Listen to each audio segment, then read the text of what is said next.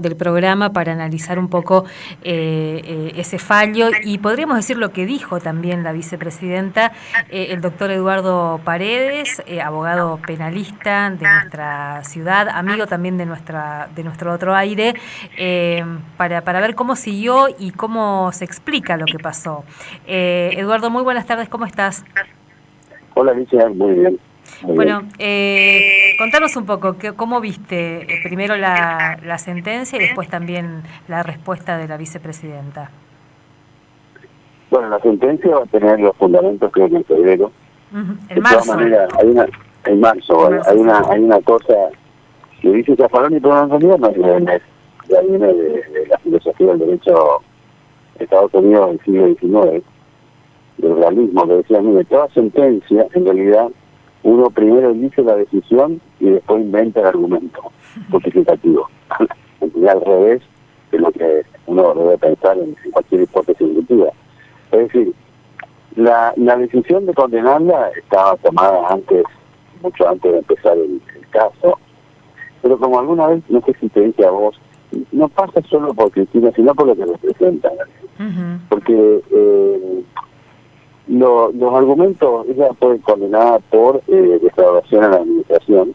No te quiero aburrir con algunas cuestiones técnicas que explicó el abogado de ella, inclusive, que le imputan, por ejemplo, el tema del presupuesto para esas obras, primero en materia del Congreso de la Nación.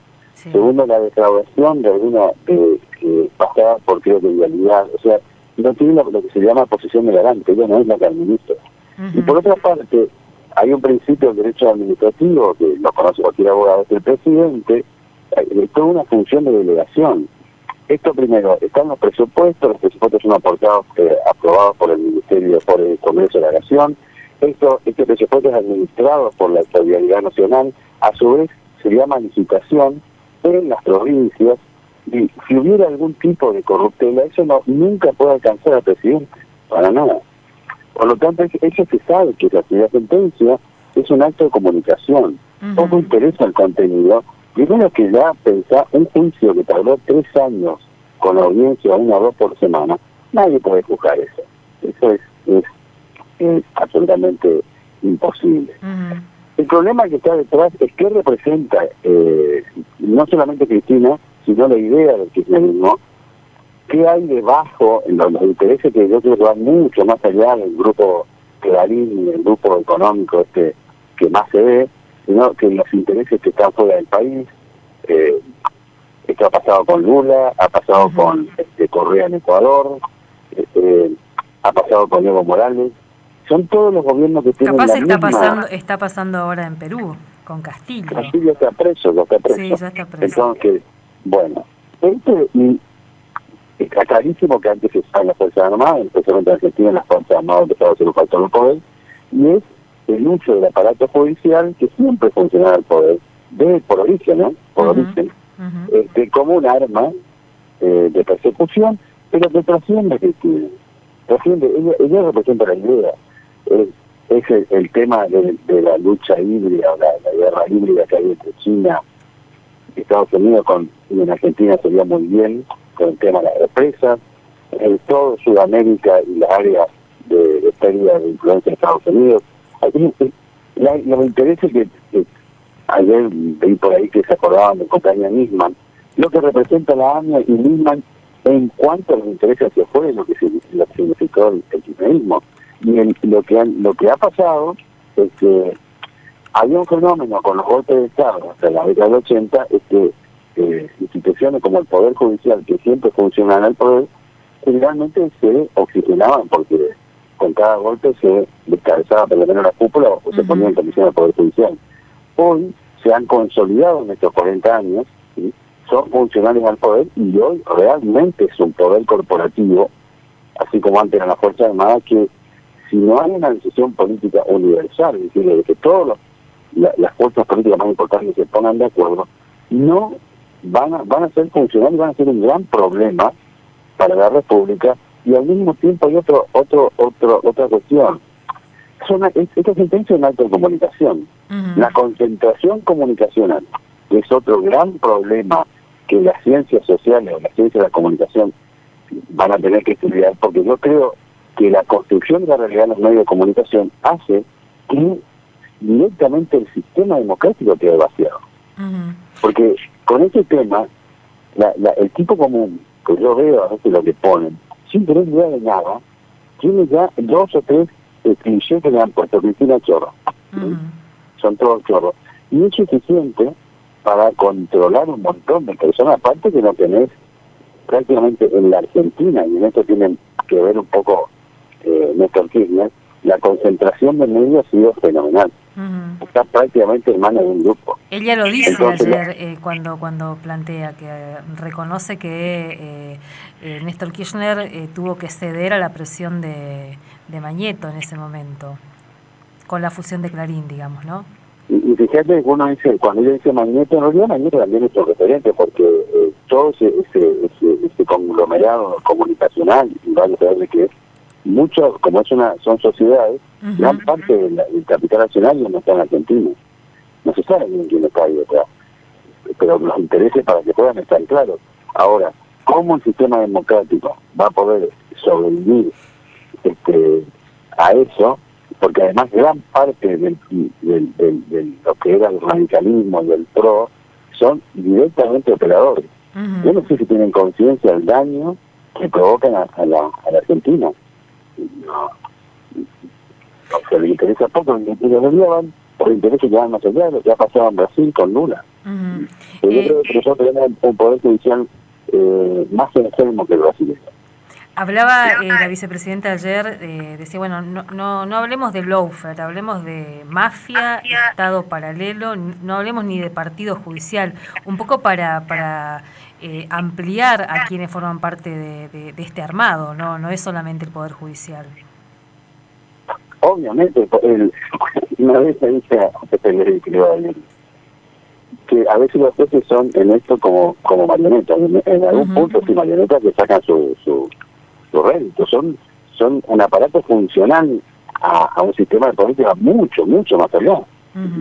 Ahora, que son funcionales nada más, son una herramienta. Ahora, a veces yo, inclusive al maestro virtual que uno tiene que desaforar, escucho decir, no son todos los jueces, son algunos. Yo creo que bueno, que lo que se ve en el caso de Cristina, muy evidente, y obviamente los tribunales con gente que no conoce a nadie, son víctimas del aparato judicial.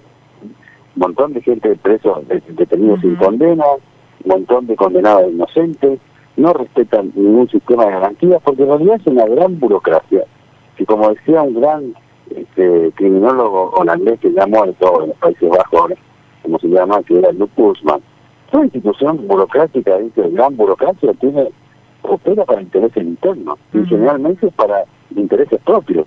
Entonces, el aparato, lo que hay que poner en discusión algún día, y no sé si se va a poder, es discutir el Poder Judicial. Por lo menos una de las salidas es avanzar hacia modelos acusatorios, con los riesgos que hay, que sea la gente común, no los abogados que juzguen esto. Y ella arrancaba, Eduardo, ayer arrancaba la exposición caracterizando a quiénes son los que tienen que revisar, por ejemplo, esta condena, y mostrando la trama familiar. Y me acordaba de vos planteando hace varios años esto de que habría que empezar a relevar ese árbol genealógico que tiene en nuestra provincia el Poder Judicial. O sea, eso que me dicen, la sobrina de tal, bueno, lo planteaba ayer también, ¿no? Mirando hacia adentro del Poder Judicial. A ver, el suelo, bueno, las provincias obviamente reflejan eso, el arte de ese entramado de poder son realmente mucho más pequeños. Ahora, el Poder Judicial, el Poder Federal, uno tomara en nuestra provincia, es un refugio de familiares, amigos, amantes, novios, todos se construyen. Una de las grandes ingenuidades que te dije en otra oportunidad de Alfonsín, si volviera a la vida, es haber creado ese aparato que es en la reforma constitucional, que Menem que lo dio para su propia reelección, se lo dio eso como un juguete, que fue el Consejo de la Magistratura. Tremendo organismo con un montón de gastos y sueldos que no sirve para nada. Y todo el Poder Judicial. Vos sabés que una vez me contaba un chico que trabaja en el Poder, un abogado que trabaja en el Poder Federal, me decía que cuando hacían reuniones con el gremio, a veces le decían que le recomendaban de que no cuenten mucho los sueldos delante de otros, de personas que no pertenecen al gremio judicial federal, pues realmente se tienen sueldos obscenos. Lo que ganan los jueces federales es obsceno, realmente obsceno. Y lo que ganan es obsceno. Alguna vez la Corte dijo, bueno, nosotros ajustamos porque... no, tienen que medir el presupuesto que tiene, porque no hay peor cosa, y ya decían 10 economistas en muchos años, que la desigualdad. Todos podemos sufrir hacer, pero si hay uno que está tomando todo el agua, eso es lo que molesta, es decir, genera ese tipo de desigualdades. Una corporación que en sí misma presta un servicio muy malo, al menos el Código Penal, el estándar de precio que tiene es el mismo de la década del 80, que no han avanzado nada, y que lo único que hace es rascarse hacia adentro para intereses propios. El error gravísimo que cometió, si se puede decir gravísimo, el gobierno de Fernández, es que en vez de avanzar de construir esto con por lo menos jueces, sino un sistema de jurados. Fíjate que Estados Unidos, el aparato federal es más chico que el nuestro, se han nombrado, siguieron nombrando jueces federales y creando juzgados federales. ¿Y juzgados federales penales para quién? ¿Para quién? Y además el control de constitucionalidad que hacen es bajísimo. Entonces, hay que abrir a una discusión, yo creo que es muy difícil, porque la oposición y los intereses que hay hacen que hablar del Poder Judicial automáticamente es imposible con los medios concentrados. Y creo que el Alberto Fernández perdió los primeros 2 años que tenía, o el primer año poder para avanzar en implementar un código, que es lo único que yo diría que podría cambiar algo, porque es el modelo más acusatorio, es decir, con elegir por lo menos que te juzgue gente común. Y esa cosa que es el Código Federal de Buenos Aires realmente provoca rechazo. Yo vi la historia, cada una de estas historias de estos jueces del Colín, un tipo que se recibió en el 91-92, hizo su vida ahí, porque esta gente hace su vida ahí. Es muy poco que venga que haya sido abogado con cierta trascendencia. La mayoría, más en Buenos Aires, estudian, se reciben ya siendo empleados, y ahí empiezan a escalar haciendo contactos. Son unos burócratas imposibles que puedan cambiar y que después reafirman las burocracias, como decía Ana Arendt, genera sujetos como alguien. Entonces generan esto, funcionales, y ahora se han vuelto un peligro para el sistema institucional. ¿Cómo reformar eso? Y tiene que haber una decisión política común, pero es imposible, creo que es imposible hoy, primero con la concentración de medios, y segundo con el PRO y toda esta gente. Escuchar a Carrió decir las pavadas, que dice alguna vez señor constitucional esa mujer. Y además con el oficialismo tan bien debilitado, ¿no? Porque uno escucha a Alberto Fernández y parece Fernández en su laberinto, ¿no? Como un momento bastante complejo también. Bueno, Alberto Fernández es un poco tibio, si uno mira un poquito del Google nomás, lo que decía con la muerte de mi hija hace unos años, ¿no? Yo tengo con homicidio, magnicidio. Bueno, esa tibieza que hubo en estos 2 años, igual es menos peor que lo que hubiese venido si no ganaba él. Y bueno, los vínculos que tenía con el propio Grupo Clarín también hay que decirlo, ¿no? Pero es obvio que debe tener, porque además piensan como masa, ¿no? Piensan en su futuro personal, van de un lado para otro, se acomodan. Bueno, lastimosamente a mí yo no creo que lo que nos resta de vida es dinero, que podamos ver un cambio. Para nada. Habrá que seguir, diría Zaffaroni, habrá que seguir peleando por el derecho, digamos. Sí, pero además este aparato burocrático, más allá de estos casos, donde se ve lo que hacen todos los días, lo que pasa es que está el Girón, montón, bueno, y a nivel provincial se reproduce eso. Habría que ver, por ejemplo, en la provincia, cómo llegan, quiénes son los jueces, quiénes son los que tienen. Son todos vínculos. Hay dos, por ejemplo, una vez hablaba con una vieja queja, que ya no está. Antes eran, en los poderes judiciales provinciales, como estaban los que venían de las familias tradicionales. Después, con la llegada del advenimiento de la democracia, digamos, empezaron a venir lo que ellos llaman cabecitas negras, los que vienen por el lado de los punteros y demás. Pero finalmente, cuando llegan adentro, todos se vuelven grises y operan para mantenerse tranquilos y tener una vida que la gente no tiene idea. La vida de los jueces es una vida extremadamente cómoda, se trabaja en general muy poco, todo se delega porque por este sistema lo hacen los empleados. A nadie le importa la cantidad de presos que hoy, sin condena o cárceles saturadas, no tienen agua con este calor. A nadie le interesa. Le interesa estar ahí, mantenerse bien, pensar en las vacaciones, imagínate los jueces empleados. Lo único que hacen es ver si pueden ascender, por eso siempre son ellos los que concursan. La realidad, ¿y para qué concursan? Porque yo siempre hago un chiste cuando juego a enseñar como cuando yo era chico jugaba me metía en los ríos para nada, o jugaba a ser ladrón o policía. Yo no recuerdo a nadie, a médicos que haya jugado a ser juez. Yo no recuerdo. Yo voy a jugar a ser juez, está sentado ahí. Y eso se juega cuando uno es grande. ¿Por qué se juega cuando uno es grande? Hasta cuando estudias querés ser abogado. Y porque es cómodo. Porque es cómodo. Eduardo, te agradecemos este tiempo, estamos cerrando ya el programa. Queríamos un poco también analizar ese fallo y lo que muestra también, ¿no? Así que muchas gracias. No, por favor. Chao. Un abrazo, hasta luego.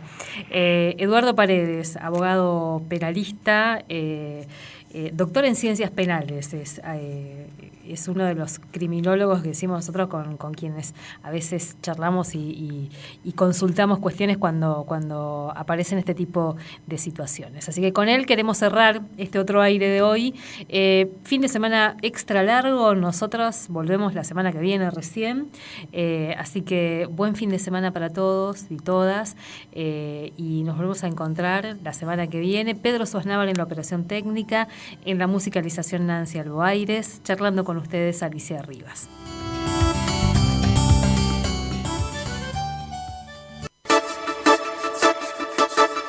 FM Universidad 98.